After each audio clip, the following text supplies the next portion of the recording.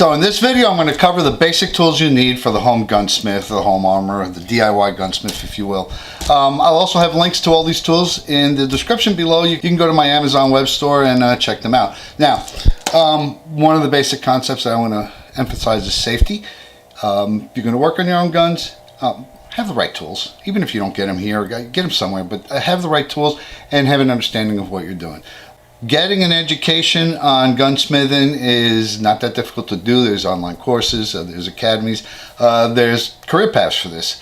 But basically I'm not going to cover any of the gunsmithing stuff. I'm not going to teach you how to build a gun or anything. I'm going to cover the tools that I've collected up over the years, which is pretty impressive. This is not all of them, by the way. Anyway, don't forget to subscribe and keep watching so you can see the tools that I've got for my basic gunsmithing at home. You're probably wondering why I would do a video like this, and the reason is I took a look at my tool collection for gunsmithing, and it's actually pretty large. I could probably do this in 2 segments, but I'm going to do it in one just to cover the basic ones. So let me start with the most basic tool that you're going to want is a screwdriver. Yeah, that sounds pretty basic, but what you want to do is you want to get a quality screwdriver set, something like Wheeler. And the reason is that these bits that they have in this set are very precise. I'll give you an example of the precision that you'll find in here. Is if you look at this bit, it's hollow ground, and what that means is that the flat of the screwdriver will fit into the slot and won't slip off, which is important because the worst thing in the world when you're working on one of your firearms is to mar it because the screw slipped off. So let's start with that basic screwdriver set. Wheeler Engineering makes great stuff. I would recommend them. As a matter of fact, if you look in the description below, I'll have a link to my Amazon web store where I'll have links to many of these tools if you're interested in looking at it. Next thing I want to cover is Allen head wrenches. My favorite are these, the Bondus, simply because they have a ball tip which lets you pivot things at an angle. There's some definite sizes you're going to want. 1/16 is one. A lot of the newer modern receivers use a 1/16 inch hex instead of a roll pin for the bolt catch. But again, Bondus hex set, have them both metric and SAE, I would highly recommend. Punches. Now, I've got a terribly cheap set of punches that have done me okay over the years. For some of the rougher work, pushing some pins out, etc., I'll use these.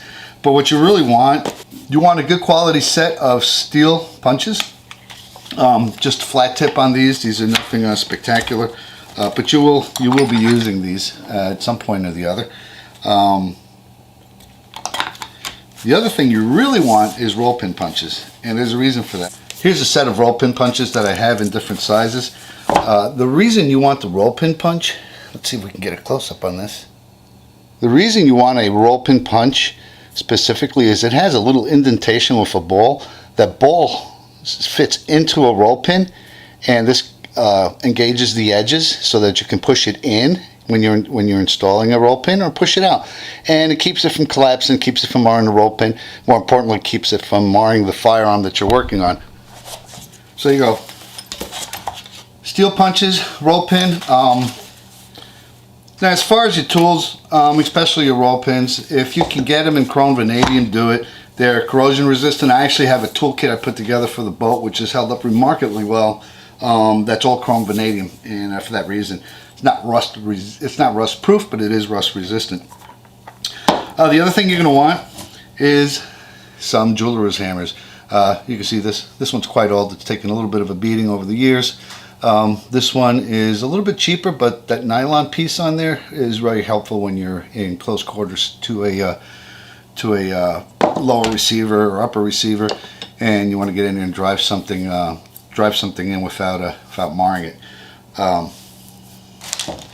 Some other basic tools. Needle nose pliers of various assortments. You definitely want those. This will help when you're holding a roll pin or having to pick up a small piece. Now, one of the things that you're going to say is that's not a tool, but it's very handy to have, is a piece of carpeting. 2 reasons. One, you can put a tool on there. There's mats that are made out of neoprene that have imprints of AR-15s or Glocks, whatever you have. But these are also great. One reason, if something falls on this, it'll stay. It's not gonna bounce off or roll. Also, if you're installing a pin with a spring, put this in front of it, because inevitably when you're doing this, one of these things is going to pop out at about 1,000 miles an hour. But if you got this in front of it, it's going to hit there full, and you won't have to search on hands and knees for a half hour looking for that little tiny spring that flew out of the firearm you're working on. I do have an old beat up set of brass punches. You want to have some brass punches in your inventory, simply because if you don't want to mar something, a brass punch is the way to go as far as tools. Now, I have also calipers.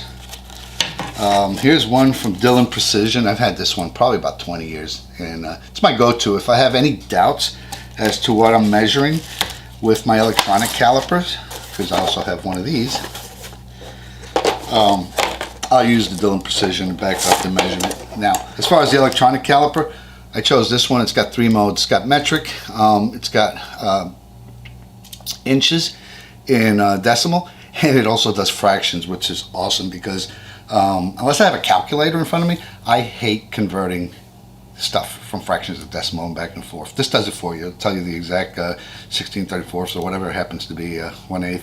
Doesn't matter, but it'll give you the fraction, which is really cool. What else do we need?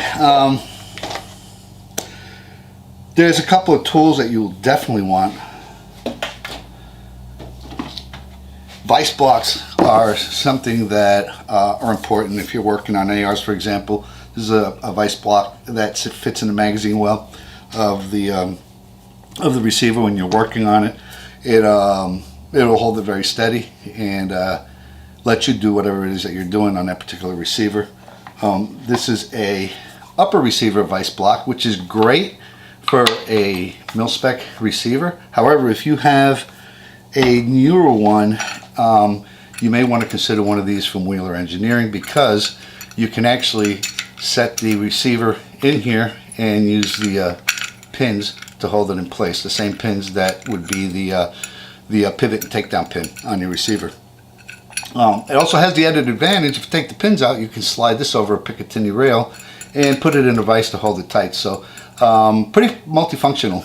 It's not just for ARs, it's for anything that has a Picatinny rail. As long as we're on the subject of ARs, armorer's wrench is a must-have. If you don't have an armorer's wrench and you plan on building your own firearms, AR-style firearms, be they AR pistols or AR rifles, definitely get you an armorer's wrench, because there's a few things that it does really, really well. Some things it doesn't, but that's all right. What else do we have? If you're a fan of Glocks, get you a Glock front sight tool.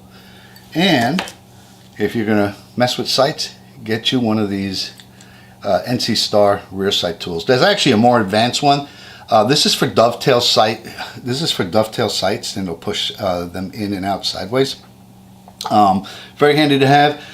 Before I had one of these, I would use a brass punch, which is probably not the best way in the world. This thing will actually let you slowly move the sight in and out. So it's good for removing and installing your front sights. Definitely recommend. What else do we have? Headspace gauges. If you're building a firearm, and regardless of the caliber, make sure it headspaces correctly. There's enough variation that I have seen in ARs where a bolt will not work with a certain barrel and vice versa. So you want to know that. There's go, no go gauges. They're fairly expensive. I would stick with name brands only because there's a couple of different manufacturers out there. Some of them are less than accurate. What else we have? This is one of my favorites, actually. It's a recent purchase, but it is a torque screwdriver, and it goes up to 100 inch-pounds. You can turn it on.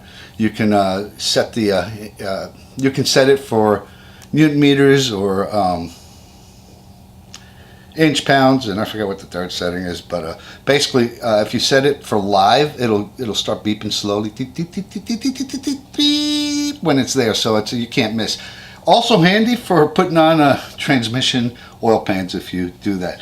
and I actually have used it for that as well. So this is a great little addition to the toolbox, which is not only good for firearms, but also good for cars.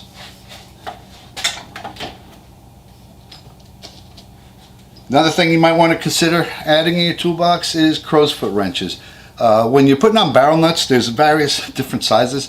It seems like all the builds I've done, it almost seems like they all have different size barrel nuts for some stupid reason or the other. But if you get 1 1/8, 1 1/4, 1 3/8, those three should probably cover anything that you're doing. And I think I've covered everything except for perhaps a pair of hemostats, useful for picking up small parts, holding them in place. And if you're doing some builds and you need the bore sight, I would recommend this style of bore sight tool. It's laser. I've used some of the ones that chamber as if they were round, and quite frankly, some of them really suck. I wasn't getting a straight beam out of them. This one, you put the adapter for the caliber that you're putting on, it inserts in a barrel, it gets centered pretty good, and you have a nice green dot. It'll put you on paper, fairly close actually from what I've experienced. I really like this particular system. Like I said, the ones that look like a round that you chamber, quite frankly, I've had terrible experience with those. Unless you're going to pay a lot of money for good ones. This one's not bad. It's probably around 30 bucks, so it'll get you on paper, and that's the main thing. The only other thing that I can recommend is that you get a good vise. I have two of them. I'll show you one of them right here. And I actually have that one mounted in a weird location. The reason I have it mounted in a weird location is doing some videos of some gun builds, which you won't find on YouTube for various reasons. Some soft jaws for them, have magnets. Really good thing to have. I also have a very large vise, and you can see it here.